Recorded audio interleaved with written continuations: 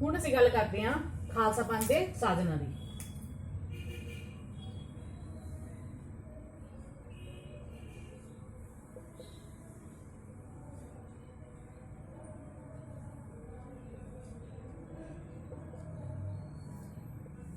ठीक है जी।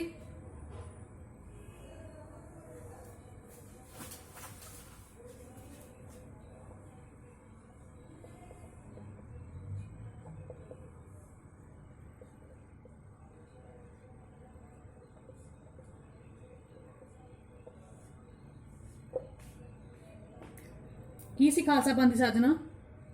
ये कदों हुई सी? 13 अप्रैल विसाखी वाले दिन, 13 अप्रैल 1699 ईस्वी, विसाखी वाले दिन, विसाखी वाले दिन अनंतपुर साहिब विखे, अनंतपुर साहिब जिथे केसगढ़ किला बनया होया है,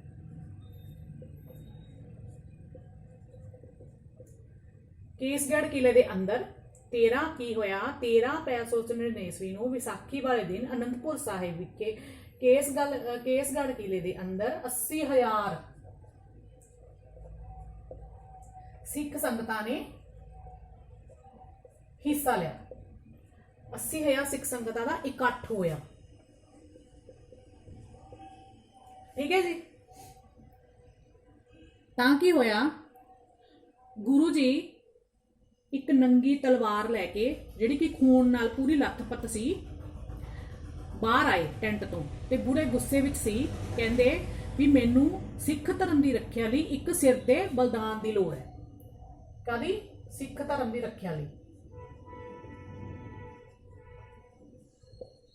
सिख धर्म की रखिया लई एक सिर दे बलिदान की लोड़ है, सिर दे बलिदान की लोड़ है। ठीक है जी। तो पूरे सारे पासे सन्नाटा च आ गया।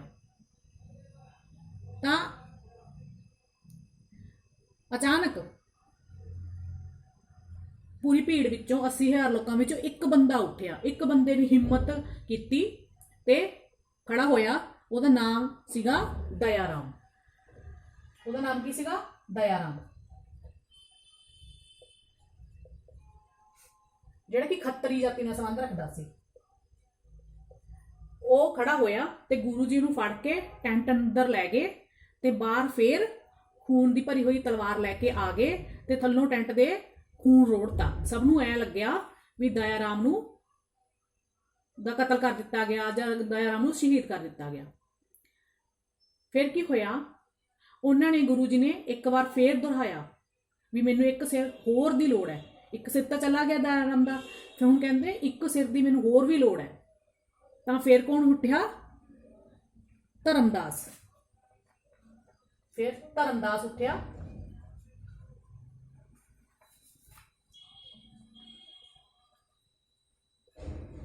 जिहड़ा कि छींबा जाति का संबंध रखता सी।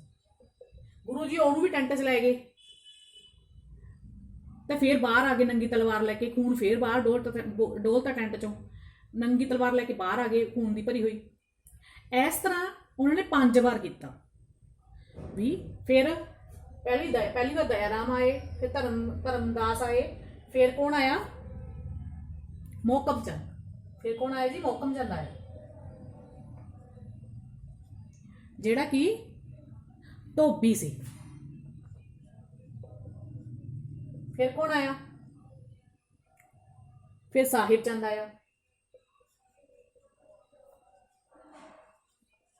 फिर साहिब चंद आया जिहड़ा कि डाई सी। फिर हिम्मत आया,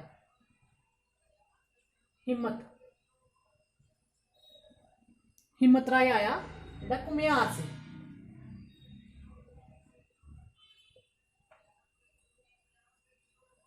ठीक है जी। इस तरह 5 प्यारियां दी चोण हुई। की होया 13 ਅਪ੍ਰੈਲ 1699 ਈਸਵੀ ਨੂੰ ਵਿਸਾਖੀ ਵਾਲੇ ਦਿਨ ਅਨੰਦਪੁਰ ਸਾਹਿਬ ਵਿਖੇ ਕੇਸਗੜ੍ਹ ਕਿਲੇ ਦੇ ਅੰਦਰ 80,000 ਸਿੱਖ ਸੰਗਤਾਂ ਇਕੱਠੀਆਂ ਹੋਈਆਂ।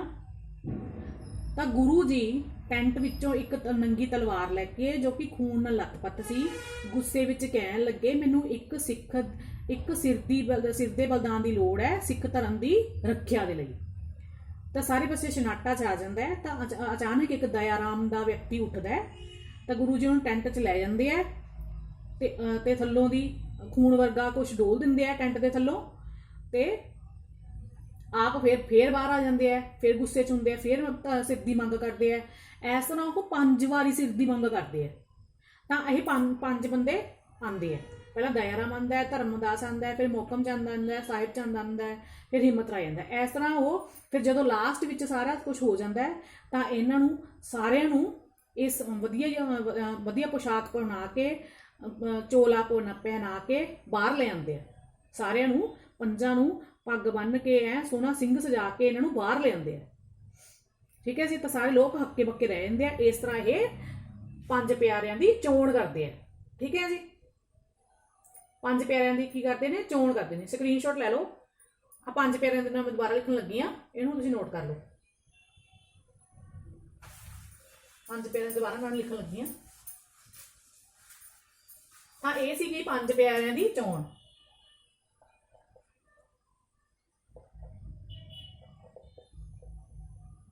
ਪਿਆਰਿਆਂ ਦੀ ਚੋਣ ਕੀਤੀ ਗਈ ਤਾਂ ਬਣੇ 5 ਪਿਆਰੇ। ਕਿਹੜੇ ਕਿਹੜੇ? ਇਹ ਪੁੱਛ ਲਏ ਜਾਂਦੇ ਆ 5 ਪਿਆਰੇ। 5 ਪਿਆਰੇ ਕਿਹੜੇ ਕਿਹੜੇ? ਇੱਕ ਪਹਿਲਾਂ ਦਇਆ ਰਾਮ, ਜੋ ਖੱਤਰੀ ਜਾਤੀ ਨਾਲ ਸੰਬੰਧ ਰੱਖਦਾ ਸੀ। ਫਿਰ ਧਰਮਦਾਸ, ਜੋ ਛੀਂਬਾ ਜਾਤੀ ਨਾਲ ਸੰਬੰਧ ਰੱਖਦਾ ਸੀ। ਫਿਰ ਮੋਹਕਮ ਚੰਦ, ਜੋ ਧੋਬੀ ਨਾਈ ਸੀ, ਜੋ ਕਿ ਇੱਕ ਨਾਈ ਸੀ, ਨਹੀਂ ਸਰੀ ਧੋਬੀ ਸੀ, ਜੋ ਕਿ ਧੋਬੀ ਸੀ। ਠੀਕ ਹੈ ਜੀ। ਫਿਰ ਸਾਹਿਬ ਚੰਦ, ਜੋ ਨਾਈ ਦਾ ਕੰਮ ਕਰਦਾ ਸੀ। ਫਿਰ ਹਿੰਮਤ ਰਾਏ, ਜੋ ਕਿ ਇੱਕ ਘੁਮਿਆਰ ਸੀ।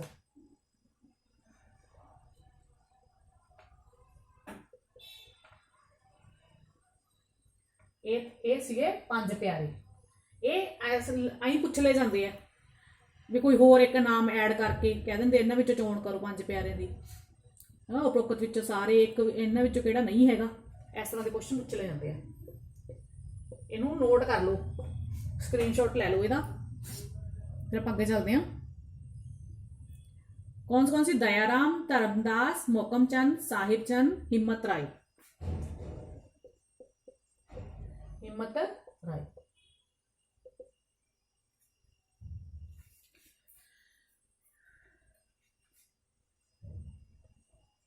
ठीक है जी। नोट कर लो, करी चलो नाल। हुण आपां इन्हां दे निज़मां दी गल करदे हां। सॉरी, एक माड़ी जी गल रह गई। गुरु जी ने की कीता? इन्हां 5 प्यारिਆਂ ਨੂੰ, अच्छा ठीक है, एक मिनट। ਇਹਨਾਂ ਨੇ ਕੀ ਕੀਤਾ? ਇੱਕ ਵੱਡਾ ਸਾਰਾ ਲੋਹੇ ਦਾ ਬਰਤਨ ਲਿਆ, ਵੱਡਾ ਲੋਹੇ ਦਾ,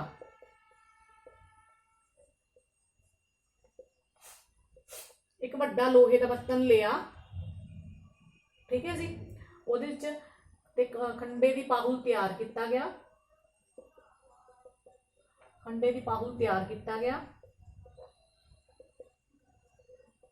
ਜਿਹਨੂੰ ਅੰਮ੍ਰਿਤ ਕਹਿੰਦੇ ਨੇ। ਅੰਮ੍ਰਿਤ ਤਿਆਰ ਕੀਤਾ ਗਿਆ। ਪਹਿਲਾਂ ਗੁਰੂ ਜੀ ਨੇ 5 ਪਿਆਰਿਆਂ ਨੂੰ ਛਕਾਇਆ। ਪਹਿਲਾਂ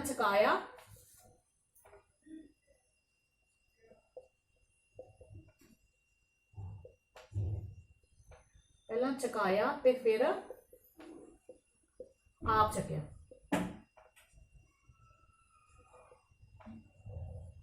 ਤਾਂ ਇਸ ਤਰ੍ਹਾਂ ਸਿੰਘ ਸਜਾਇਆ ਗਿਆ ਨਾ।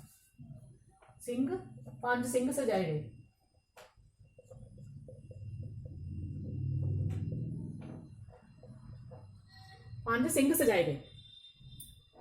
ठीक है जी। ਹੁਣ ਆਪਾਂ ਇਹਨਾਂ ਦੇ ਨਿਯਮਾਂ ਦੀ ਗੱਲ ਕਰਦੇ ਹਾਂ। ਕੀ ਕੀਤਾ ਗੁਰੂ ਜੀ ਨੇ? ਵੱਡੇ ਲੋਹੇ ਦਾ ਬਰਤਨ ਲਿਆ, ਕੰਡੇ ਦੀ ਪਾਹੁਲ ਯਾਨੀ ਕਿ ਅੰਮ੍ਰਿਤ ਤਿਆਰ ਕੀਤਾ, ਪਹਿਲਾਂ ਅੰਮ੍ਰਿਤ ਛਕਾਇਆ 5 ਪਿਆਰਿਆਂ ਨੂੰ ਤੇ ਫਿਰ ਆਪ ਛਕਿਆ, ਤਾਂ 5 ਸਿੰਘ ਸਜਾਏ ਗਏ। ਹੁਣ ਆਪਾਂ ਇਹਨਾਂ ਦੇ ਨਿਯਮਾਂ ਦੀ ਗੱਲ ਕਰਦੇ ਹਾਂ।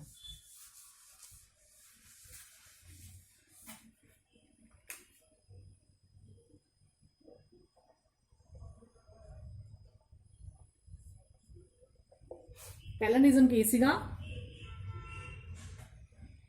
ਜਿਹੜਾ ਵੀ ਸਿੱਖ ਖਾਲਸਾ ਪੰਥ ਵਿੱਚ ਐਂਟਰ ਹੋਣਾ ਚਾਹੁੰਦਾ ਹੈ, ਸ਼ਾਮਲ ਹੋਣਾ ਚਾਹੁੰਦਾ ਹੈ, ਉਹਨੂੰ ਖੰਡੇ ਦੀ ਪਾਹੁਲ ਅੰਮ੍ਰਿਤ ਛਕਣਾ ਪਊਗਾ। ਖੰਡੇ ਦੀ ਪਾਹੁਲ ਅੰਮ੍ਰਿਤ ਛਕਣਾ ਪਊਗਾ।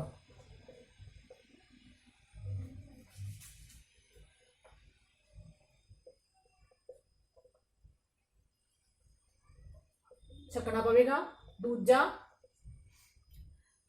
ਆਦਮੀ ਆਪਦੇ ਨਾਮ ਦੇ ਨਾਲ ਸਿੰਘ ਲਾਉਣਗੇ। ਸਿੰਘ ਲਾਉਣਗੇ ਜਿਹਦਾ ਅਰਥ ਹੈ ਸ਼ੇਰ। ਸਿੰਘ ਦਾ ਅਰਥ ਕੀ ਹੈ? ਆਦਮੀ ਆਪਦੇ ਨਾਲ ਸਿੰਘ ਲਾਉਣਗੇ ਜਿਹਦਾ ਅਰਥ ਹੈ ਸ਼ੇਰ। ਤੇ ਔਰਤਾਂ ਕੌਰ ਲਾਉਣਗੀਆਂ ਜਿਹਦਾ ਅਰਥ ਸ਼ੇਰਨੀ ਨਹੀਂ ਹੈਗਾ, ਰਾਜਕੁਮਾਰੀ ਹੈ। ਕਈ ਬੱਚੇ ਸ਼ੇਰਨੀ ਲਾਏ ਆਉਂਦੇ ਆ, ਪਰ ਇਹਦਾ ਮਤਲਬ ਰਾਜਕੁਮਾਰੀ ਹੈ, ਪ੍ਰਿੰਸੈਸ, ਲਾਇਨ। ਠੀਕ ਹੈ ਜੀ। ਕੀ ਕਰਨਗੇ? ਖੰਡੇ ਦੀ ਪਾਹੁਲ ਅੰਮ੍ਰਿਤ ਛਕਣਗੇ ਜਿਹੜੇ ਵੀ ਸਿੱਖ ਪੰਥ ਵਿੱਚ ਸ਼ਾਮਲ ਹੋਣਗੇ। ਆਦਮੀ ਸਿੰਘ ਲਾਉਣਗੇ ਜਿਹਦਾ ਅਰਥ ਸ਼ੇਰ ਹੈ। ਔਰਤਾਂ ਦੇ ਨਾਮ ਪਿੱਛੇ ਕੌਰ ਲਾਉਣਗੀਆਂ ਜਿਹਦਾ ਅਰਥ ਰਾਜਕੁਮਾਰੀ ਹੈ। ਤੀਜਾ, ਇਹ 5 ਕਕਾਰ ਪਹਿਨਣਗੇ। 5 ਕਕਾਰ ਕਿਹੜੇ ਕਿਹੜੇ? ਕੱਛਾ, ਕੰਗਾ, ਕੜਾ, ਕਿਰਪਾਨ, ਕਛਹਿਰਾ ਕਹਿੰਦੇ ਸੀ, हाँ सॉरी, कछहरा, कछहरा, कंगा, कड़ा, कछहरा, कंगा, कड़ा, किरपान,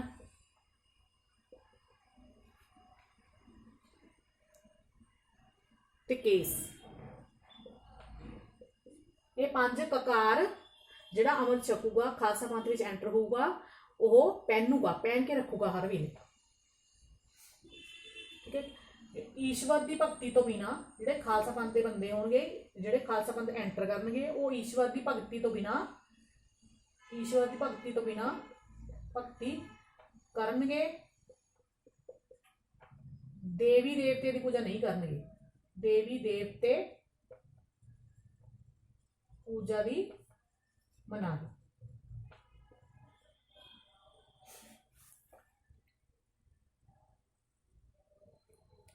ठीक है जी, नाल नोट करी चलो, स्क्रीनशॉट लै लो ਇਹਦਾ।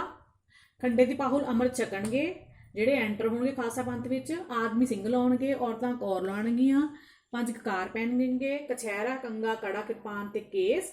ਈਸ਼ਵਰ ਦੀ ਭਗਤੀ ਕਰਨਗੇ। ਉਸ ਤੋਂ ਇਲਾਵਾ ਕਿਸੇ ਵੀ ਦੇਵੀ ਦੇਵਤੇ ਦੀ ਜਾਂ ਦੇਹਧਾਰੀ ਗੁਰੂ ਦੀ ਪੂਜਾ ਨਹੀਂ ਕਰਨਗੇ। ਉਸ ਤੋਂ ਬਿਨਾ ਕਿਸੇ ਵੀ ਦੇਵੀ ਦੇਵਤੇ ਦੀ ਪੂਜਾ ਨਹੀਂ ਕਰਨਗੇ।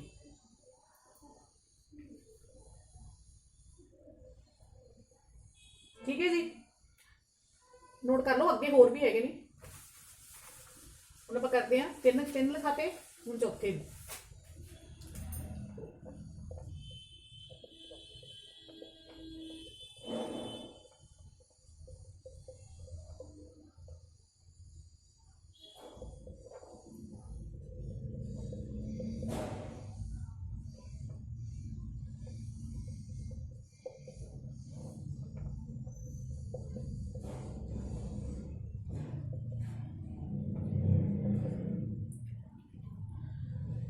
पंजवां पॉइंट की है, ਜਿਹੜਾ ਸਿੱਖ ਪੰਥ ਦਾ ਵਿੱਚ ਐਂਟਰ ਹੋਊਗਾ, ਜਿਹੜਾ ਖਾਲਸਾ ਪੰਥ ਦੀ ਸਾਜਨ, ਖਾਲਸਾ ਪੰਥ ਨੂੰ ਅਪਣਾਊਗਾ, ਉਹ ਸਿੱਖ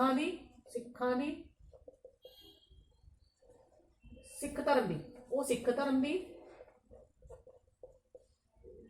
सिख धर्म की, देश की, कमजोरां ते औरतां ते बच्चियां दी,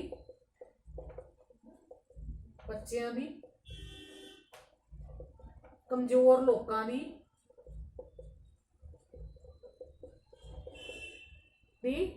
जुलम तो रखा करूगा।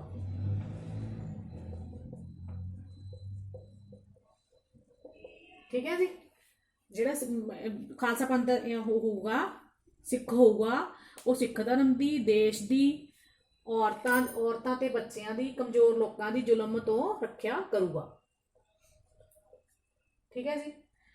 ਇਹ ਸਿੱਖ ਜਿਹੜਾ ਹੋਊਗਾ ਖਾਲਸਾ ਪੰਥ ਦਾ, ਉਹ ਅੰਮ੍ਰਿਤ ਵੇਲੇ ਉੱਠੂਗਾ, ਅੰਮ੍ਰਿਤ ਵੇਲੇ ਉੱਠੇਗਾ। ठीक है जी, उठेगा,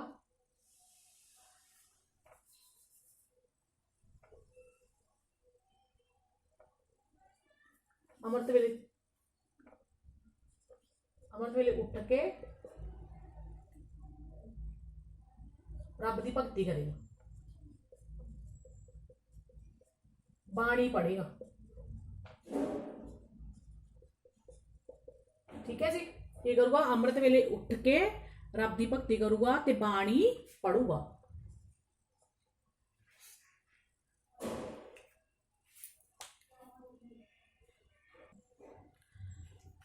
ठीक है जी। नोट करो, और नोट करते रहो, नाल नाल स्क्रीनशॉट ले लो। मैनूं उम्मीद ले लिया होगा। सत्तवां पॉइंट की सीधा, जो दो सिख मिलणगे आपस विच, दो सिख मिलणगे तां वाहिगुरू जी का खालसा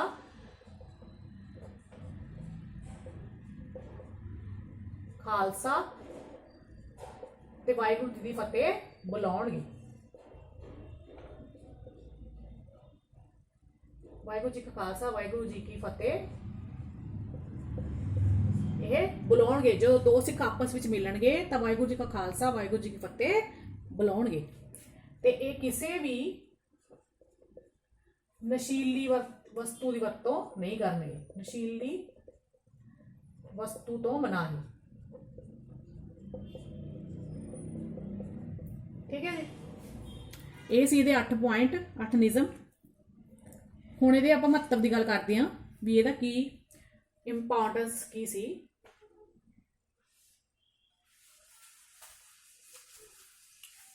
इंपॉर्टेंस मतलब सब तो पहला की पॉइंट सी, गुरु नानक देव जी का जिहड़ा मिशन है वो गुरु गोबिंद सिंह जी ने पूरा करता। की करता? गुरु नानक देव जी का मिशन पूरा हो गया। गुरु नानक देव जी का मिशन पूरा हो गया। दूजा पॉइंट,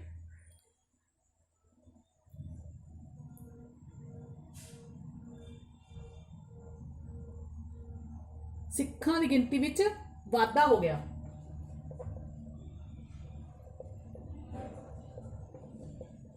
सिखां की गिनती विच वाधा हो गया, सारे अमृत छकन लग गए। तीजा पॉइंट,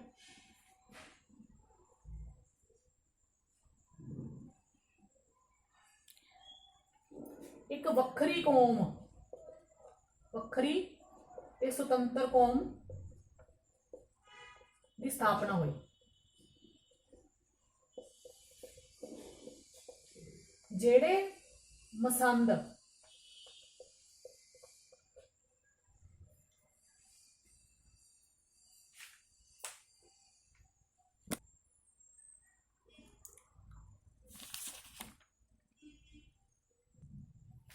जेड़ी मसंद प्रथा गुरु रामदास जी ने चलाई सी, ये हुण दोषपूर्ण हो गई सी, दोषपूर्ण हो गई सी। जेड़ी मसंद प्रथा गुरु रामदास जी ने चलाई सी, इन्हां ने खत्म करती, खत्म करती, अबॉलिश करती। क्यों? क्योंकि मसंद जिहड़े सीगे वो भ्रष्ट हो गए सीगे, वो मुगलों नाल मिल के शासन रचन लग गए सी। तां गुरु जी ने ਮਸੰਦ ਪ੍ਰਥਾ ਖਤਮ ਕਰਤੀ। ਠੀਕ ਹੈ ਜੀ। ਸਿੱਖਾਂ ਦਾ ਮਨੋਬਲ ਉੱਚਾ ਕਰਨ ਦੇ ਲਈ, ਸਿੱਖਾਂ ਦਾ ਮਨੋਬਲ ਉੱਚਾ ਹੋ ਗਿਆ ਇਹਦੇ ਨਾਲ।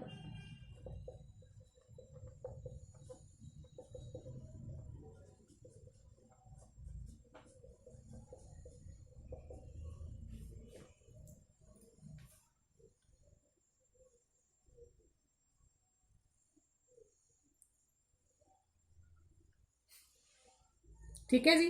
और की किया इन्होंने, गुरु की जद्दी परत नूं खत्म किया। जद्दी परत सीगी ना, जद्दी परत सीगी जदों गुरु अमरदास जी ने बीबी भानी नूं वर दिता सी भी हुण अज तो बाद जिहड़ी गद्दी है वो घर च रवेगी, तां ओह खत्म करती। गुरु जद्दी परत, गुरु गद्दी दी की कीता, गुरु गद्दी दी जद्दी परत खत्म करती। जिहड़ी जद्दी पिरत सी उहनूं भी खत्म करता।